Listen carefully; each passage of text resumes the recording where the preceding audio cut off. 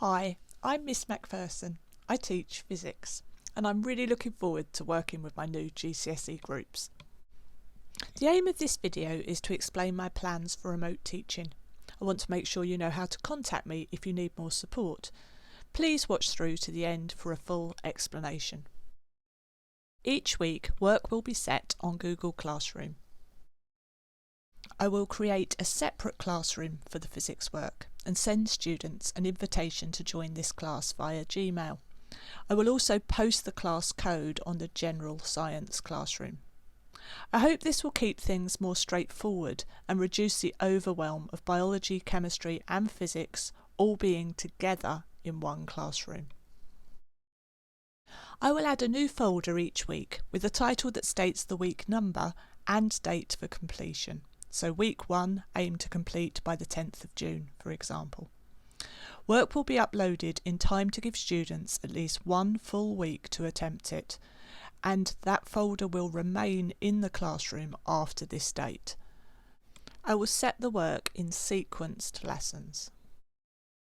Within each individual lesson, the work will be divided into sections using checkpoints in between each section. This means that students do not have to do the whole lesson in one sitting. They could choose to spread blocks out from one lesson through a day, or even choose how to spread blocks out through the week.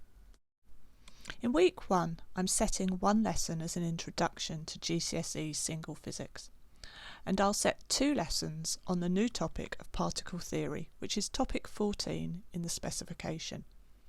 In subsequent weeks, there will be 2 lessons to move learning forward with topic 14 and 1 lesson for review, consolidation and practice of Year 10 physics. I think it is important to stress here that we are not in normal times. If we were at school, we would have 7 hours of physics per fortnight and a weekly homework task. I want to provide enough work for those students who've been asking for it, while keeping things manageable for others. Students should take what they need from these lessons and leave what they feel they cannot cope with until a time when they feel more able to manage. Communicate with me any concerns that you have. Help me to understand the barriers that you face so I might improve the provision for you. I have aimed for the instructions and explanations for the lesson to be as concise as I can, while still having the detail needed for clarity. Our groups are mixed in ability. The lessons are designed to take around 1 hour of concentrated study time on average. Some students will find that they can do the lesson in less time. I would encourage students to remove any extra distractions when possible so that they can focus on the work in a more efficient way. The lesson documents will look long, but they're divided up into these checkpoints.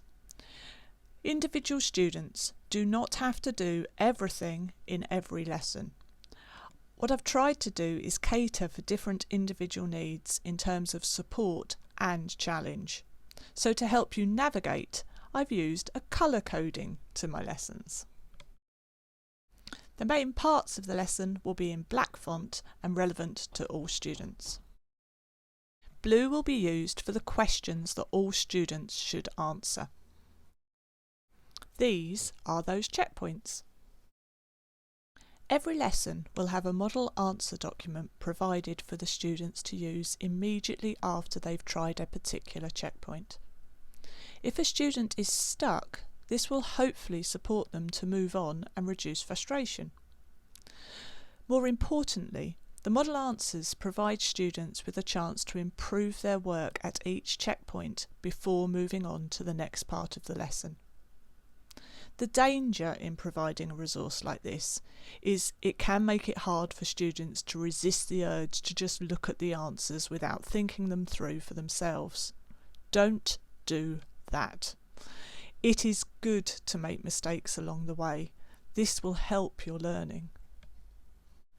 Purple is the colour that text will be in when there's extra support or help available. This support might include things like extra hints or some Year 10 prior knowledge revision, etc. Something that will help students if they need a bit more support.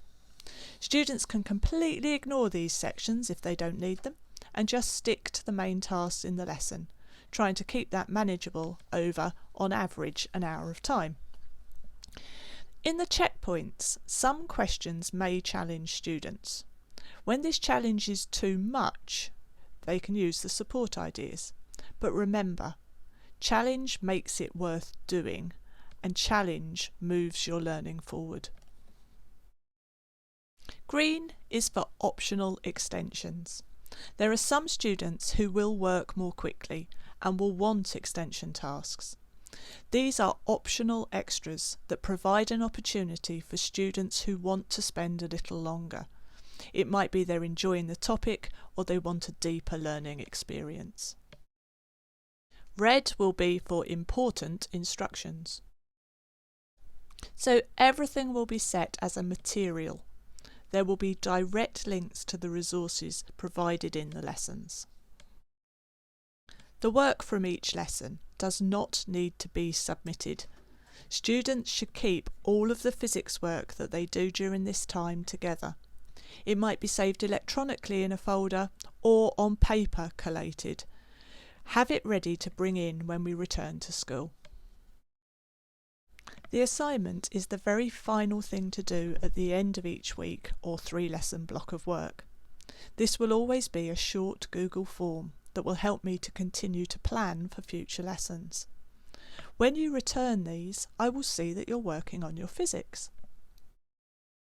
If a student is not able to complete the work for whatever reason, it would be helpful for them to let me know about their personal circumstances, just so that I'm aware. If a student cannot manage to keep up with the deadlines, it's more important that they do what they can in lesson order.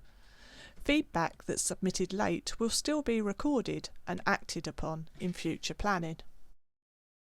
I hope that this video has helped to reassure you without being overwhelming. If you have a specific question, then please get in contact with me by my normal school email address. Thank you very much. Good luck with your lessons.